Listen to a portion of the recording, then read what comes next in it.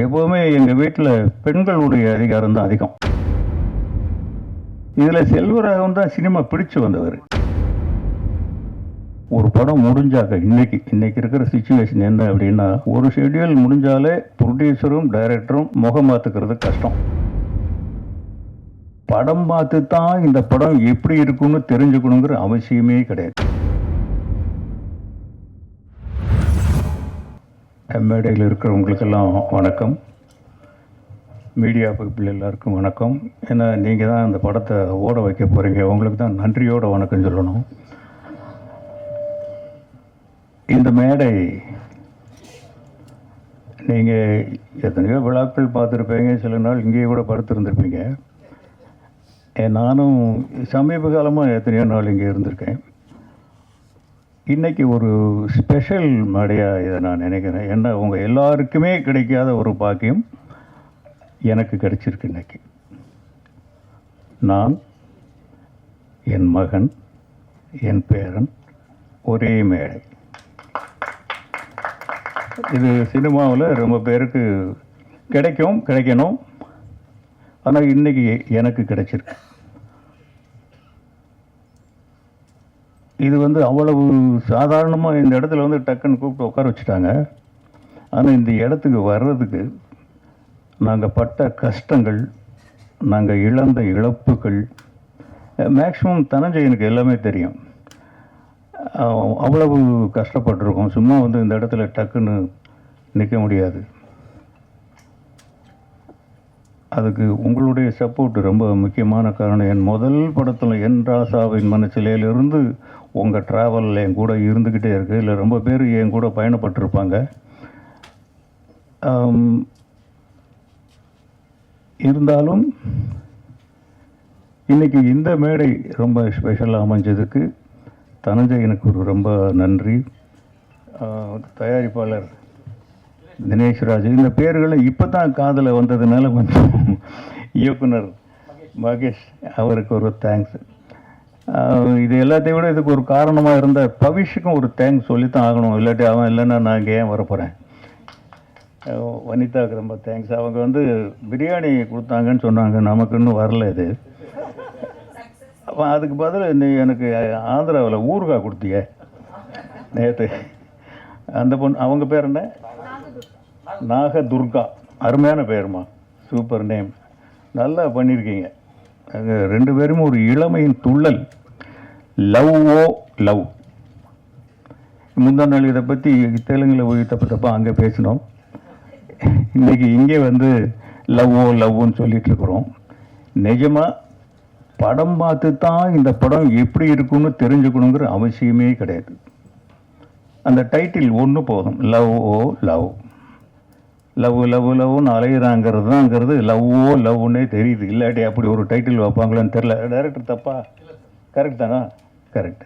அப்படி தான் எல்லாருமே ஈஸியாக கண்டுபிடிச்சிருவாங்க. பட் ஒர்க்கு யாருமே புதுசுன்னு சொல்ல முடியாது. அந்த அளவுக்கு ஹார்ட் ஒர்க் பண்ணியிருக்காங்க. இந்த படம் நல்லா இருக்குங்கிறதுக்கு எது உதாரணம் தெரியுமா? ஒரு படம் முடிஞ்சாக்க இன்னைக்கு இருக்கிற சுச்சுவேஷன் என்ன அப்படின்னா, ஒரு ஷெட்யூல் முடிஞ்சாலே ப்ரொடியூசரும் டைரக்டரும் முகம் மாற்றுக்கிறது கஷ்டம். இன்றைக்கி படம் முடிஞ்சிருச்சு, நாளை கழித்து ரிலீஸ் ஆக போகுது. டைரக்டருக்கு மேடையில் ஃபோன் பரிசு கொடுக்குறாங்க. இதை விட என்ன வேணும் இந்த படம் நல்லா இருக்கும் அப்படிங்கிறது. உண்மையிலே ப்ரொடியூசர் தினேஷ் ராஜ் அதிர்ஷ்டசாலி தான். எப்படி செலக்ட் பண்ணுறாருன்னு தெரில. இன்னொன்று அவரை பற்றி சொல்லணும்னு நினச்சேன். நான் ரொம்ப நாள் அவர் யாரோ ஜிம் பாய் போல் இருக்கு, இப்படி இருக்காரு. அந்த காலத்துல எல்லாம் ப்ரொடியூசர் வர்றாருன்னா எல்லாருமே எழுந்து நிற்போம், எல்லாரும் ப்ரொடியூசருக்கு பயப்படுவோம். இன்னைக்கு அப்படி கிடையாது. ப்ரொடியூசர் எங்கே இருக்காருன்னு தெரியாது. அவர் எங்கே இருக்காருன்னு தெரியணுங்கிறதுக்காகவே, ப்ரொடியூசரை பார்த்து பயப்படணுங்கிறதுக்காக இப்படி தோற்றத்தை வச்சுருக்காருன்னு நான் நினைக்கிறேன். எங்கே நின்னாலும் தெரியும் அவரை. இந்த யூனிட்னுடைய இப்போ தான் ஆரம்பித்த மாதிரி இருக்குது. வெஸ்ட் மாம்பலத்தில் எங்கேயோ பூஜை போட்டாங்க. நானும் என் துணைவியாரும் போயிருந்தோம். இப்போ அதுக்குள்ளே ரிலீஸுங்கிறாங்க, தெலுங்கு டப்பிங்கிறாங்க. எப்போ டப் பண்ணாங்க, எப்போ அங்கே போய் பார்த்தா அங்கேயும் பாட்டுக்கிட்டெல்லாம் காட்டுறாங்க. ரொம்ப ஹார்ட் ஒர்க்கு தாங்க டைரக்டர் சார். உங்களுக்கு ரொம்ப இல்லை, ப்ரொடக்ஷனை வந்து சப்போர்ட் பண்ண வைக்கிறது நம்ம தான். Director can do any thing. உங்கள் டீம், டைரக்டர் டீம். சரி, அப்போ ப்ரொடக்ஷன் டீம் சப்போர்ட் பண்ணலையா? ப்ரொடக்ஷன் டீம் ஓகே இருந்தால் கூட இவ்வளவு சீக்கிரமெல்லாம் இப்போ படம் எடுக்கிறது சும்மா படம் முடிஞ்சிட்டா கூட கேமரா போட்டு சுற்றிக்கிட்டு ஃபிலிமே போடாமல் கூட இழுத்துக்கிட்டு ஷூட்டிங் எனக்கே பண்ணிக்கிட்டு அவ்வளோ சீக்கிரம் முடிச்சக்கூடாதியா. அவங்களுக்குள்ள டிஸ்கஷனே ஏதேதோ போய்கிட்டு இருக்கு இன்னைக்கு. நீங்கள் இவ்வளோ சீக்கிரம் வெளிப்படையாக அந்த படத்தை முடித்து அந்த ப்ரொடியூசர் லாபமாக இருக்காரா இல்லை சமமாக இருக்காரா என்னன்னு இன்னும் தெரியல. அது மட்டும் ரகசியமாகவே இருக்குது சினிமாவில். உங்களை பாராட்டணும், இல்லாட்டி இவ்வளவு ஒரு இது கிடைக்காது. நீங்கள் ரொம்ப கோஆப்ரேட்டிவாக தான் இருந்திருக்கீங்க. இதுக்கு மேலே என்ன சொல்கிறது இந்த படத்தை பற்றி? பாட்டுகள் அருமையாக இருக்குது. ஒரு 3 தடவை 4 தடவை பார்த்துட்டோம். கமலா தியேட்டரில் ஒரு தடவை, ஹைதராபாத்தில் ஒரு தடவை, இங்கே ஒரு தடவை. இன்னும் 3 தடவையும் போர் அடிக்காமல் இருக்குது. ரொம்ப நல்லாயிருக்கு. இந்த பீட்ஸ், இளமையும் துள்ளலும் உற்சாகமும் பருவமும் காதலும், இது யாருக்குங்க பிடிக்காது? எல்லாருக்குமே பிடிக்கும். எல்லாரும் வெற்றி அடையணும். இதில் இன்னும் முக்கியமாக சொல்லணும்னா செல்வராகவன் அவரை பற்றி ஒரு வார்த்தை சொல்லணும். அவர் போயிட்டார். அவர் இருந்தால் கொஞ்சம் சொல்கிறதுக்கு பயந்துக்கிட்டே இருந்திருப்பேன். இப்போ சொல்லலாம். இங்கே 3 பேர் இன்றைக்கி இங்கே உட்காந்துருக்கோம்னா இதில் செல்வராகவன் தான் சினிமா பிடிச்சு வந்தவர். தனுஷுக்கு சினிமா பிடிக்காது. 5-6 படம் பண்ணுற வரைக்கும் அவருக்கு சினிமா பிடிக்காது. என்னை விட்டுருங்கப்பா நான் போயிடுறேன், என்னை விட்டுருங்கப்பா நான் போயிடுறேன்னு தான் வருவார். நான் துள்ளுவத இளமையை கூட்டிகிட்டு போகும்போதெல்லாம் ஷார்ட்டில் வந்து அழுதுகிட்டே தான் நடிப்பார் அவர். செல்வராகவன் படிக்கும்போதே அவர் ரொம்ப பெரிய படிப்பாளிங்க. இன்னும் சொல்ல போனால் எங்கள் வீட்டிலேயே அவர் தான் அதிகம் படிப்பாளி. இல்லைப்பா, அவர் தானே, மாமா தானே அதிகம் படித்தவர். Medalist, BE mechanical engineer. அவர் என்ன பண்ணார், செகண்ட் இயர் படிக்கும்போதே நான் என்ன ஒரு வீட்டில் ஒரு கொள்கை வச்சுருந்தேன்னா, அப்பாடி சினிமாவுக்கு யாருமே நம்ம பிள்ளைங்க வந்துடக்கூடாது அப்படின்னு. சார் நான் கொஞ்சம் அதிகமாக பேசுகிறோம், நிறைய பேசவா? டைம் இருக்குது. நம்ம பிள்ளைங்க சினிமாவுக்கு வந்துடக்கூடாது அப்படின்னு சொல்லிட்டு அவங்கள ப்ரிவியூ ஷோவுக்கு கூட கூப்பிட போக மாட்டேன். அவ்வளோ ஸ்ட்ரிக்ட்டு. இப்படி இருக்கிறப்போ அவர் செகண்ட் இயர் படிக்கும்போது ஒரு நாள் அப்படியே ஹைன்னு வந்தார். அப்படியே அந்த புக்கை தூக்கி அப்படியே ஸ்டைலாக விட்டு எறிஞ்சார். அப்படியே உட்காந்துட்டார். அப்பா நோ காலேஜ். என்னடா செகண்ட் இயர் தானே போயிருக்க? இல்லைப்பா நோ காலேஜ். அப்புறம் ஆனால் பக்குங்குது. ஏன்னா அந்த என்ஜினியர் ஷீட் வாங்கிறதுக்கு நான் பட்ட கஷ்டத்தை விட அவங்க அம்மா விஜயலட்சுமி பட்ட கஷ்டம் இருக்கு. அவ்வளோ கஷ்டப்பட்டு அந்த சீட்டு வாங்கணும். இப்போ நீ என்னடா சொல்கிற? இல்லைப்பா சினிமா தான். அப்போ எனக்கு டக்குன்னு கோபம் வரல. நான் ரொம்ப எமோஷ்னல் பர்சன் தான். கோபம் உடனே வந்துடும். கோவப்படாமல் சடனாக யோசிக்கிறேன், என்னடா செய்கிறது, படிப்பு போயிடுமேன்ட்டு. தம்பி, சினிமா உங்கள் அப்பாவுக்கு முன்னாடி இருந்தது, உங்கள் அப்பா காலத்துலையும் இருக்குது, உங்கள் அப்பாவுக்கு பின்னாலேயும் இருக்கும். டிகிரி அப்படி இல்லை ராஜா. இப்போ போச்சுன்னா மறுபடியும் வராது உனக்கு. இன்னைக்கு எங்கேயாவது பியூனாக போகணுன்னா கூட ஒரு டிகிரி தேவைப்படுது. நீ ஒரு டிகிரி வாங்கிட்டு வா, நான் அவனை சினிமாவில் எங்கேயாவது சேர்த்து விடுறேன். இது வந்து சத்தியமாக சொல்கிறேன், போய் அவனை ஏமாற்றி காலேஜுக்கு போய் வைக்கணும். அதுக்கப்புறம் ஒன்றுமே பேசலை. அடுத்த நாள் காலேஜுக்கு போயிட்டார். பார்த்தா நல்ல மார்க், இன்ஜினியர் ஆகிட்டார். ஓ, நான் என்ன பண்ணேன், இதுக்கு இடையில் ஒரு அமெரிக்காவுக்கு அனுப்பிடலாம் அப்படின்ட்டு ஐடியாலாம் பண்ணி வச்சுட்டேன். அப்போ நான் சொன்னேன், இப்போ இந்த மாதிரி சிகாகோவில் ஏதோ ஒரு இது ஃபிலிம் கோர்ஸோடு சேர்ந்து அப்படி சொன்னால் தான் அமெரிக்காவுக்கு போகணுன்னு சொல்லிவிட்டு ஏதோ ஒரு ஏற்பாடு பண்ணி வச்சுருந்தேன். அவர் என்னை நாடு கடத்தணும்னு பிளான் பண்ணுறீங்களா? நீங்கள் சொன்னதை நான் செஞ்சுட்டேன், நான் சொன்னதை நீங்கள் செய்யுங்க, சினிமா தான் அதுக்கப்புறம் யாருக்கிட்ட சொன்னாலும் சேர்த்துக்க மாட்டாங்க. என்னையா உன் மகன் எனக்கு எப்பயா திட்டுறது?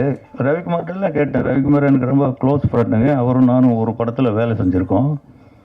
எங்கேயாவது வச்சுக்கையா அவனை? நான் கண்டபடி திட்டுவேன் என் அசிஸ்டன்ட் டைரக்டரை. கோவப்பட்டா உன் மகனை நான் எப்படி திட்டுறது? இப்படி ஒவ்வொரு காரணம் ஒவ்வொருத்தருக்கு. யாருமே சேர்த்துக்கல. பாலச்சந்திர சார்கிட்ட போய் ரெக்வஸ்ட் பண்ணி, சார் அவனுக்கு சினிமா புரியல, நான் உங்ககிட்ட அனுப்புகிறேன், சினிமா வேண்டான்னு அட்வைஸ் பண்ணி அனுப்புங்க அப்படின்னு சொல்லி பாலச்சந்தர் சார்கிட்ட அனுப்புனேன். ஒரு 2 மணி நேரமாக அவன் காணோம். அவர் பாலச்சந்தர் சார்கிட்டருந்து ஃபோன் வருது. இவன்கிட்ட ஏதோ ஃபயர் இருக்கியா?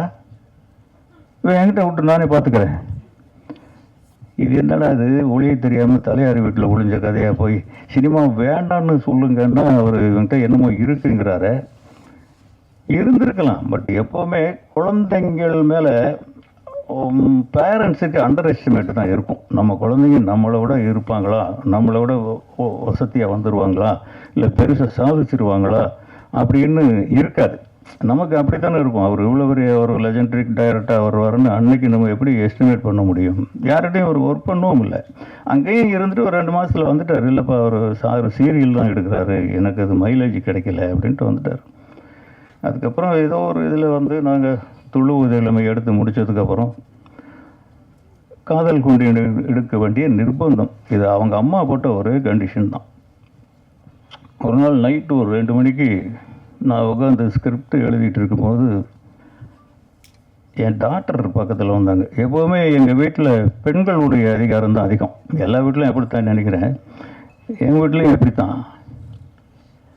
அந்த பொண்ணு டாக்டருக்கு படிக்கிற பொண்ணு. என்னம்மா நீ தூங்காமல் நேரத்து வந்துட்டுருக்க?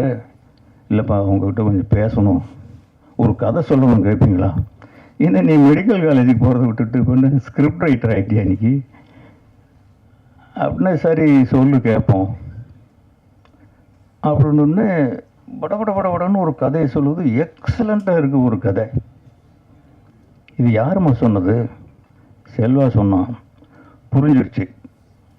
எங்கே சுவிட்சை தட்டினா எங்கே விளக்கு எரியும்னு அவனுக்கு புரிஞ்சிருச்சு. கரெக்டாக அவன் அப்ரோச் பண்ணானா இல்லாட்டி அவங்களே முடிவு பண்ணாங்களே தெரியல.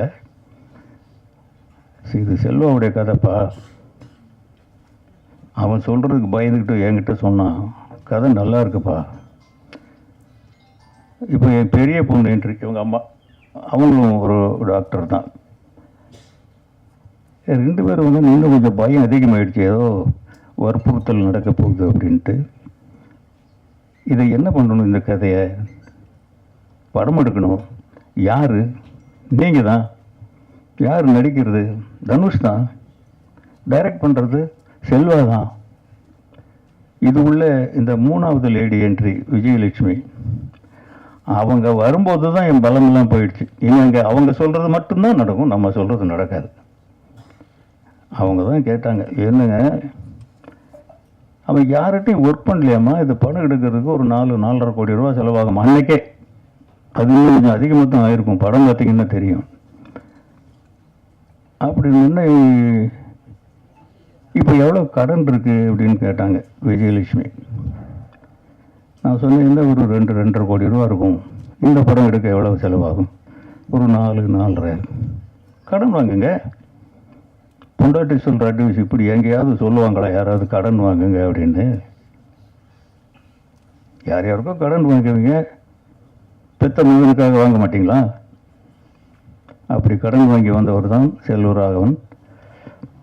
இப்படி இன்னைக்கு வந்து ஒரே மேடையில் உட்கார்ற அளவுக்கு இவரும் அப்படி தான் வந்தார். இவர் வந்து ஒரு நாள் வந்து, தாத்தா நான் விஸ்காம் படிக்க போகிறேன் அப்படின்னா. விஸ்காமில் என்ன பண்ண போகிற அப்படின்னா, டைரக்ஷன் கோர்ஸ்னா. எதுக்கு நீ விஸ்காம் போகிற? நம்ம வீட்டிலே 3 விஸ்காம் இருக்க. யார்கிட்டையாவது சேர்ந்து கொண்டு தனுஷ்கிட்ட சொல்லி அசிஸ்டன்ட் டைரக்டராக தான் வந்தார் அவர். என்ன படம்ப்பா? திருச்சி டம்பல் இல்லைடா, அங்கே அடுத்த படம் அருண் மாதேஸ்வரன் பண்ணது என்னது, கேப்டன். இந்த படங்கள்ல எல்லாம் அசிஸ்டன்ட் டைரக்டர். ரொம்ப அப்போவே தனுஷ் சொல்லுவார், அப்பா பிரமாதமாக ஒர்க் பண்ணுறான்ப்பா, நல்லா வந்துடுவான் போல இருக்குது, நல்ல பையன்தான். நல்லா வந்துடுவோம் போல் இருக்குன்ட்டு அப்புறம் திடீர்னு என்ன நினச்சவரை தெரியல, நிலவுக்கு என் மேல் என்னடி கோபம் அப்படின்னு அவர் கொண்டு வந்து நடிக்க வச்சு இன்றைக்கி கொண்டு வந்து உட்கார வச்சுருக்காரு. உண்மையிலே தனுஷுடைய மோல்டு தான் அவர். ஒரு பையன் நல்ல வீட்டில் செல்லமான பையன். உண்மையிலேயே எங்கள் வீட்டில் 2 பசங்க ரொம்ப கொடுத்து வச்சவனுங்க. செல்வராகவன் முதல் பையன், அவங்க அம்மாவுக்கு உயிர், மற்றவங்களும் அதுக்கப்புறம் தான். இவங்க அம்மா முதல் பெண் குழந்தை எங்கள் வீட்டில், அவங்களும் செல்லந்தான். அவங்க அம்மா மட்டும்தான் என்னை வாடா போடான்னு சொல்கிறவங்க. இவர் முதல் பேர குழந்தை. அவர் டிபியில் ஒரு ஃபோட்டோ வச்சுருக்காரு பாருங்கள். இத்தனோண்டு குழந்தைய தனுஷ் கையில் வச்சுட்டு அப்படி சாஞ்சிட்டு இருப்பார் அவங்க அம்மா தோளில். அந்த கை குழந்தை தான் அவர். கரெக்டு தானேப்பா? அதை மறக்காமல் வச்சுருக்காரு. தேங்க்ஸ்ப்பா. இது என்ன, அந்த ஃபோட்டோவே இங்கே இருக்குது போல இருக்குது. இதை இப்படி காமிச்சா என்ன தெரியும்? இதை மறக்காமல் வச்சுருக்காரு. இந்த குழந்தை தான் இங்கே ஒரு இந்த துண்டில் போட்டு, இதில் அப்போலோ ஹாஸ்பிட்டலில் எங்கேயோ நினைக்கிறேன், விஜய் ஹாஸ்பிட்டலு, அங்கே வந்து அந்த துண்டில் இருக்கிற குழந்தை தான். அவர் நம்ப முடியுதா ஏதாவது? எனக்கு எப்படி இருக்குன்னு பாருங்க இந்த ஸ்டேஜ். என் நிலைமையில் நீங்கள்லாம் இருந்தால் எப்படி இருக்கும்? நான் ஒரு தான் போராடி வந்தேன். போராட்டம்னா சாதாரண போராட்டம். எனக்குமே சினிமா பிடிக்காது. இந்த சினிமா தான் துரத்தி என்னை பிடிச்சி கொண்டு வந்து ஒரு இயக்குனராக உட்கார வச்சது. சினிமா தனக்கு வேண்டிய கலைஞர்களை தானே தேர்ந்தெடுத்து கொள்ளும் வல்லமை படைத்தது. நீ விலகி போனாலும் உன்னை விடாது, நீ விரும்பி போனாலும் உனக்கு கிடைக்காது. நம்மளோட கெட்டிக்காரன், நம்மளோட ஞானிகள் எத்தனையோ பாரதி ராஜாக்கள், பாக்ய ராஜாக்கள் இனி கோடம்பாக்கத்தில் சுற்றிக்கிட்டே தான் இருக்காங்க. இது அதிர்ஷ்டமா உழைப்பா தெரியாது. பட் என்னுடைய இந்த இடத்துல வந்து நிற்கிறது காரணம் என்னுடைய உழைப்பு, டிசிப்ளின். இன்றைக்கி வரைக்கும் நான் அதிலேருந்து மாறவே இல்லை. இந்த படத்தில் எல்லாருமே அப்படி தான் வேலை செஞ்சுருக்காங்க. ஒவ்வொருத்தர் உழைப்பும் நல்லா தெரியுது ஃப்ரேமில். எந்த ஃப்ரேம்லேயுமே யாருமே கொஞ்சம் அப்படி இருந்த மாதிரி தெரியல. அவ்வளோ நல்லா இருக்குது படம், நல்லா இருக்குன்னு எல்லார் வாயிலிருந்து வருது. ஹைதராபாத்லேயும் சொல்கிறாங்க, கொஞ்சம் பார்த்துட்டு நல்லா வரணும், அதுக்கு நீங்களாம் ரொம்ப சப்போர்ட் பண்ணணும். உங்களுக்கு தான் மறுபடியும் தேங்க்ஸ் சொல்லணும். ரொம்ப தேங்க்ஸு, நன்றி.